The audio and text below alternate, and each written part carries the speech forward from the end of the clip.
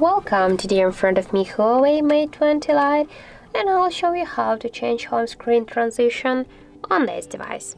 So you just should hold for a while your screen with your finger, and you'll see here the transitions icon. Just tap there.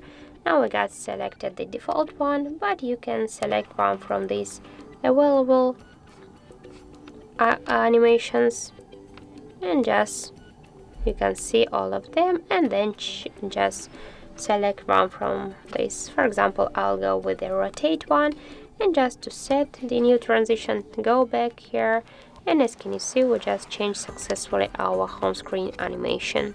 And if you want to just set another one, you just should go here to the transitions back, and for example you want to stay with the default one. So as can you see, that's really simple. So thank you guys for watching, and if you find this video helpful, don't forget to leave a like, comment, and to subscribe our channel.